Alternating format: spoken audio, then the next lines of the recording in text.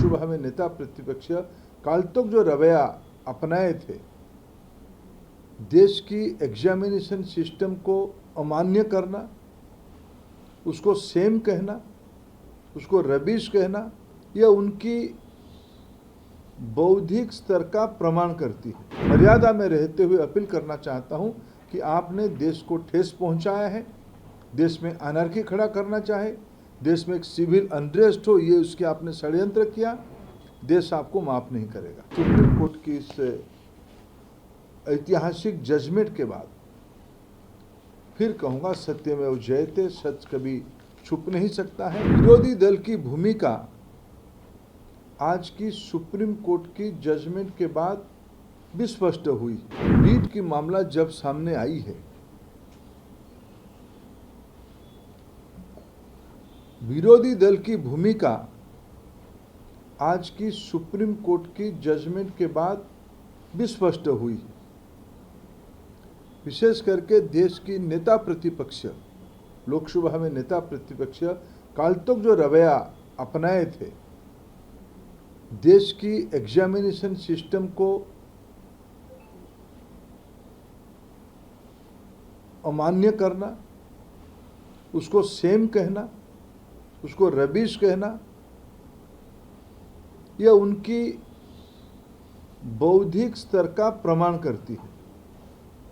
आज देश की इसी सारे कॉम्पिटिटिव एग्जामिनेशन में, ना केवल भारत में, विश्व में हमारी आईआईटीएन, हमारी भारतीय शिक्षा व्यवस्था से पढ़े हुए इंजीनियर्स, डॉक्टर्स, आईआईएम जैसे इंस्टीट्यूशन से पढ़े हुए विद्यार्थी दुनिया में अपना प्रतिष्ठा बनाए हैं। भारत की इसमें प्रतिष्ठा बनी है। ये सारे एग्जामिनेशन को निंदित करते हुए राहुल गांधी जी भारत को ही निंदा पहुंचाए हैं। देश की विद्यार्थियों को गुमराह करना,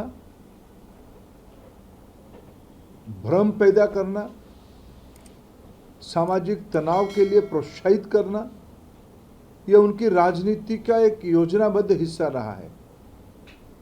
देश में लगातार चुनाव पराजय को स्वीकार नहीं करने के कारण अनर्की, सिविल अनरेस्ट उनकी रणनीति की हिस्सा बनी हुई है।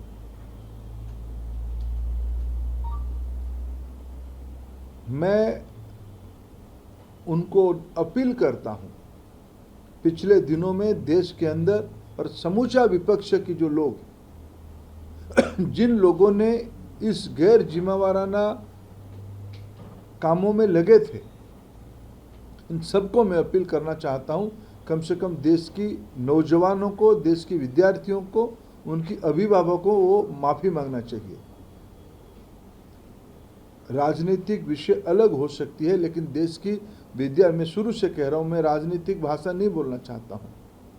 मैं कल लोकसभा में जिस प्रकार की कुतर्क दिया गया, भारत की शिक्षा प्रणाली को निंदित करने का अपचेष्टा किया गया, आज मैं अत्यंत दुख के साथ मर्यादा में रहते हुए अपील करना चाहता हूं कि आपने देश को ठेस पहुंचाया है, देश में अनर्की खड़ा करना चाहे, देश में एक सिविल अनरेस्ट हो, ये उसके आपने षड्यंत्र किया, देश आपको माफ नहीं करेगा।